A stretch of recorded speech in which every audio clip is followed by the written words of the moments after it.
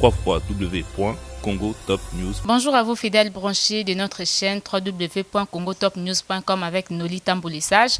Bienvenue dans votre émission Toyokaye, émission Oye quelque part. Tobombina nous, vous allez connaître tout au long de notre mission ce qui toye kosalanini naisika oyo. Mais moi je vous dis déjà, nous sommes venus chercher une servante de Dieu à le Belabiso concernant la valeur de la femme et aussi pour les activités oyo bazo organisées tout au long et mois oyo concernant la femme. Tu remarqué Mikoleleki déjà dans le mois de février parce que outil aussi là déjà bah image oyo est circulée dans les réseaux sociaux concernant les femmes en tout cas et c'est Pelisibiso Atam qui était tant que journaliste et surtout et là qui aussi parmi les images, ça fait partie aussi l'une de nos sœurs, consoeurs journalistes Oyo. Bah, image qui vraiment, nous avons vu vraiment des images terribles.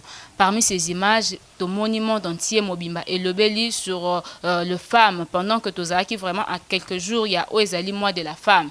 Bongo le lotoye koluka une servante dédiée.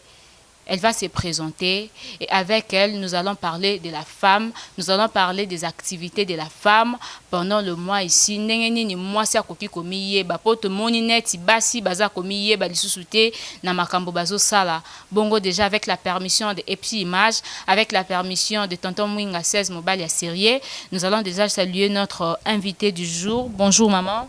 Bonjour. Oui, Boni. Vous allez bien? Ok, merci beaucoup. Ceux qui ont se présenté, pour nabato bazo landayo, ba ebiote, ba yeba ceux qui ont nani, parce que bisoto annoncé kaka une servante dédiée. Vous êtes qui exactement? Je m'appelle maman Annie Senda Dada. Je suis maman pasteur de l'église Semode. Vous avez vite compris que c'est maman Annie Dada Senda, hein, la femme du pasteur, il y a église Semode où ils allaient vraiment exactement wapi derrière Imka. Derrière Imka l'axi na commune ya Kalamu na Kinshasa parce que toza na Kinshasa. Bongo maman Anifa toye bongo koluka yo poto lobela où ils allaient sujet ya moi na mwasi. Tomoni mikoleleki ndenge kaka to lobeli na introduction na biso na mois ya février normalement ezalaki na ba image moko insupportable est circulé dans les réseaux sociaux concernant la femme. Nous avons vraiment eu à voir la dignité, si je peux dire ainsi, les dignités en fait. Parce que mon côté c'est belé, il y a basi et belé dans les réseaux sociaux. Et tant que maman pasteur, au koki koye bisabiso, moi si à koki koye valeur na indenge nini. En tout cas, ce qui totali ba image oyo tomoni. To comprendre que basi ba mi éviter. Moi si aibi valeur na yete.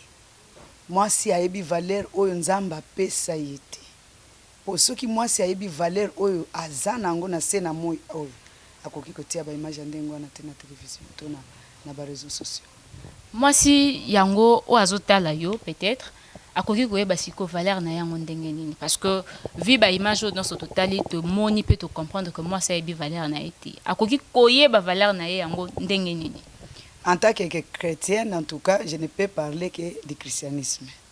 Moi si un Christ pour ayeba valeur na ye il faut d'abord ayeba nzambe pe andima bala kisaye nini oyo nzambe alobi oyo moi ça kokozala. Pona basi oyo bayebi nzambe te bazotambusa bavi na bango na ndenge na bango en fait okoki kotangela bango quelques valeurs oyo bakoki koyeba po bayeba pe kobongisa bavi na bango. Oui, nakoki kotangela bango parce que d'abord moi si d'abord na ndenge kaka ndenge nzamba akela ye moko nzamba lobi akeli moi si comme une aide semblable à l'homme. C'est-à-dire moi ça a une valeur na misu na nzambe. Nzambe akela ekela mu kitoko. Moi c'est sengela yeba ndenge nini akomitambusa même façon ya kolata moi si foyer ba pona kolakisa valeur na yo. Ba valeur yango d'abord maman Anifa aibisi biso awa. D'abord la valeur est très important pour moi c'est ça d'abord koyeba nzambe. À part koyeba nzambe na mokili otoza ndenge basi ebele baza komiyeba te bazotambusa bavina bango na baloyenge komela masanga ça kosala n'importe quoi yango voir même ezo pousser bango bakoya na ba piège ya diable oyo oyo tozomona tout na ba réseaux sociaux oyo ba publication moko ya bien te. Moi si na kati ya monde oyo à part koyeba nzambe ndenge ni akoki komi bomba en fait. Ce qui a yebi nzambe na vie na ye le comportement na ye kokozala ndenge ni. Moi si faut azala na ba valeur morale ya kitoko ya bien kolanza mpe éducation oyo muto azui ko uta na ba parents na ye ko uta na mama to papa oyo abota ye ndenge ni batangise parce que jamais na kokondimaka un parent akoki kopesa mwana na ye éducation kolobaki otambola mutakala jamais mutu nyonso alinga mwana na ye azala meilleur. Alors mwasi il faut ayeba kenga ndenge nazali wana naza mwasi il faut nazala exemple natambola ndenge sengeli nayeba kolata ndenge sengeli façon nyonso ya mwasi ya kozala il faut epesa exemple na mokili. Il faut épais exemple dans Mokili. Vous avez vite compris que nous avons affaire à une servante de Dieu, une maman pasteur. Oh, azali ko expliquer biso moi ce ko baba valeur na yo ndenge nini. Déjà pour ce mois de mars, tu as dit que c'est vraiment une journée, c'est le 8 mars, une journée de la femme. Mais biso na Kinshasa exactement na Congo, to komisa yango tout un mois pour na ko essayer kaka ko lukaneni to ko zwa basi to meka un peu ko interpeller bango na makambo ebele. Déjà, à niveau de l'église, je ne sais pas si vous avez déjà des activités organisées pour le mois de la femme, en fait. Attendez, bino, mon kilibopesi journée, to mois de la femme, ça peut m'habiter. Ça bien. Parce que selon Dieu, ils ont mon côté, ils ont moi mon côté. Ils ont toute la vie. Donc, vie mobimba ya moi si. Biso te préparer l'action, 2 jours, to sala. Semaine prochaine tokozala na basi kotangisa bango nini o bango bazali na miso na Nzambe to préparer 2 journées tokozala na mwasi moko aza révérende à côté ya mama Deli na mobali pasteur Tunasi. OK. Journée wana ezaka kapona basi to basi bakokozala pa accompagner na ba papa. Il faut bazala accompagner na ba papa parce que bisika mwasi aza il faut ka mbali aza. Il faut les deux bazalaka ensemble. Et na journée wana thème na biso ezanini. Thème na biso topesi yango mutu to tirer yango na psaume 68:12. Bible zoloba boy, l'Éternel est Dieu dit une parole et les messagers de la bonne nouvelle sont une grande armée. Une grande arme, hein? Une grande armée plutôt, hein? Le Seigneur Dieu dit une parole et les messagers de la bonne nouvelle sont une grande armée. Mais quand on peut expliquer biso thème wana pona bato bazolanda yo basi ebele o ba kolonga te kozala na ba activité wana peut-être ba olandango peut-être avec votre permission ce qui beaucoup bengisa biso to ya kozaba image tokoya pe to memeli bango message wana mais avant bazwa goût ya ko luka ko landa ba image na biso na ba réseaux sociaux na chaîne na biso Congo Top News peut-être ba ko luka ba yo kama goût ya explication ya message wana mais quand on peut expliquer biso message wana en tout cas il faut ba yo ka goût moi si nyonso o ya koyoka nga il faut yo ka goût ya koyoka parce que c'est très important. Pourquoi na lobi est très important? Parce que Bible zoloba boy le Seigneur l'Éternel dit une parole. Eza oe mokile lobite parce que le 8 mars eza conventionnel n'est-ce pas? Batu mutu basali yango. Po ete baye bandenge ni akutangisa mwasi kopesa mwasi valeur na ye ko expliquer ye nini oe sengeli azala. Mais kasi obiso tozo préparer eza oyo nzamba loba. Oyo nini mwasi aza na mutu na Nzambe na pensée na Nzambe mwasi aza nani? Mwasi Nzambe Bible zoloba boy mwasi azali porteur ya bonne nouvelle.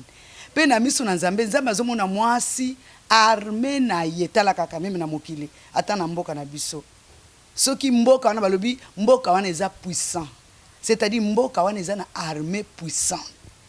Uzomona. Donc na Nzambe azomona ke mwasi na maboko na ye azali armée mobimba.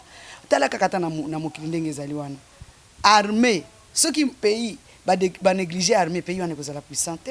C'est pour ça qu'on négliger moi cité. Moi s'il faut batangisa ye ayeba to équiper parce que armée il faut ba équiper yango.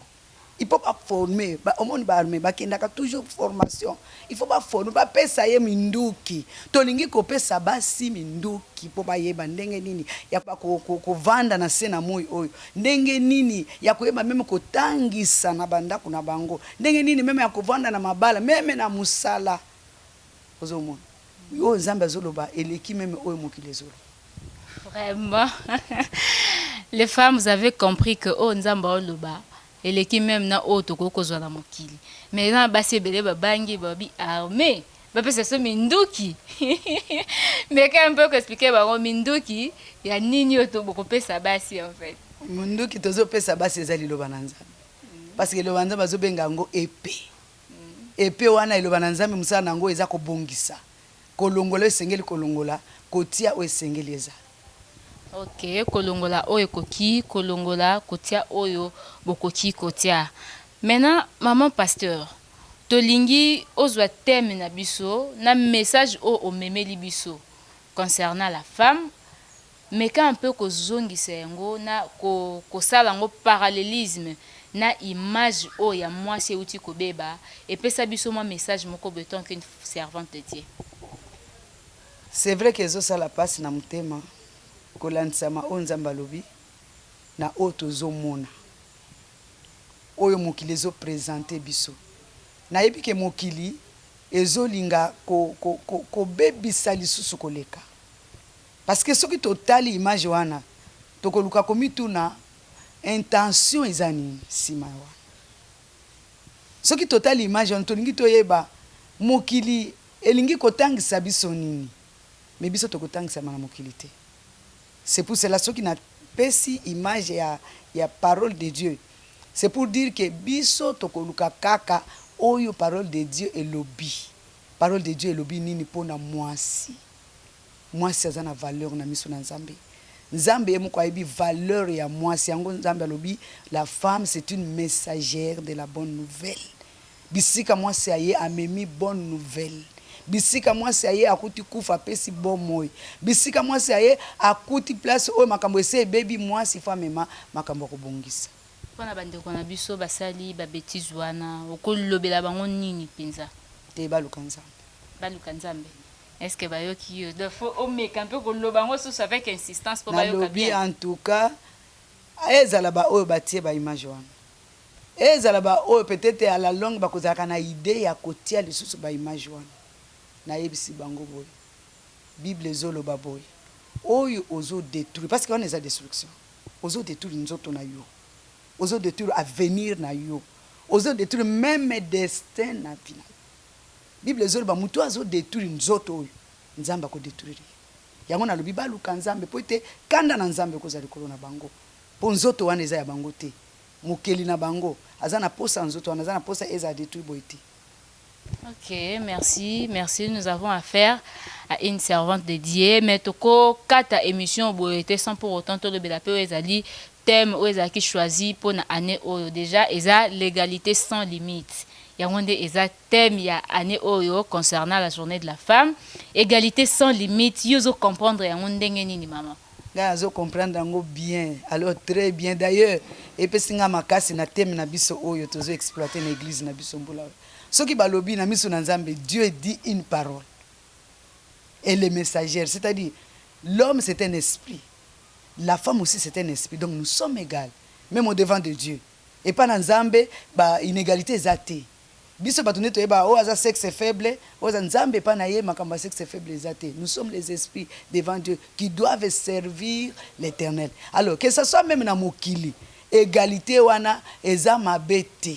Mais nandako nde foto yeba kaka ke nandako mobali azali chifela problème mosusu ndeze ngwana nandako parce que basi ebele ya bazo ka thème o l'égalité sans limite ba kanisa les un jour mosusu penza papa yo lamba ngai na kende musala parce que égalité za sans limite faut na lukango jusqu'à l'infini te wana nde mal comprendre égalité papa po lamba il faut yemo kwa sepi c'est dans l'amour na sepeli le na sepesa mwasi na ngai na koki kolamba eza ndenge moka ka papa ko loba lelo na lingi na mema mwasi na ngai na restaurant nalingi namema ye na poto akende kosala eza na makambo oyo te kolamba wana eza baaccessoire eza biloko moko apambapamba eza na ntina te égalité oyo na ndenge ya mosala na égalité oyo na ndenge neti biso bachrétien na ndenge ya mosala na nzambe parce que nous sommes des esprits. Saint-Esprit lelo akitaki kuna alobaki te ke Saint-Esprit oyo ya mwasi to ya mobali te, c'est l'égalité. Eza na mosala kuna parce que tomonaka ngape na sala tomonaka kuna na mosala mwasi azosala makambo mosusu oyo bakopesa mobali bakopesa mwasi te mpona nini bana nanga bakozala maladi bakozala soin te mais il faut que papa na bango asala nde bapesa na nzela ya papa mpona nini parce que mosala tosalaka ndenge moko. Ok. Aza licencié, nga naza licencié. Aza gradué, nga naza gradué. Eh bien, merci à vous qui étiez vraiment branchés. Tout comme déjà na souka, mais tout comme kataka émission boété. Normalement, photos apé moi conclusion na part ya maman Anifa. Akoko pesa biso message nini okoko lancer na basi nyonso bazolanda yo na ba continent nyonso ya monde, Asie, Amérique, Europe, Afrique. Donc au baza vraiment branché na www.congotopnews.com. N'habite so ko ebisa bango message nini surtout pour na moi o eza ya basi. OK, na lobeli basi nyonso, toutes les femmes que ça soit de la RDC, que ça soit du monde entier.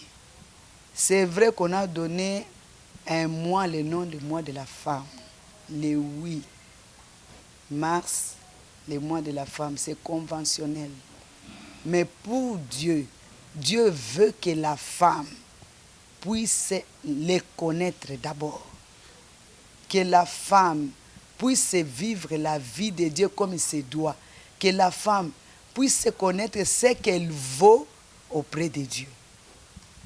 Ok, je pense bien que Basio Balandi, le cola, moi aux États-Unis d'Amérique, elle c'est Patricia Lelo Pukuta, Mami Pukuta, Myriana Pukuta, je pense bien. Bazupe à bango part concernant moi oyo. Donc ezali moi oyo, moi ce ko ça n'importe quoi te. D'abord pour une chrétienne, il faut au bandana ko lekisa yango na makambo nzambe, hein, et puis le reste viendra après. Donc je pense bien pour na bato balandi pe na musika peut-être bakoluka bakota à contact na église, na habité et vous allez nzela nini ya site internet ya église. To na moi numéro de téléphone ba o ba kozala pe na besoin bazala en contact na bino pona ba activité o organiser ya basi. OK, site ya église pe ezali numéro pe personnel eza na ko pesa ngo. Oui, 09 98 77 80 49.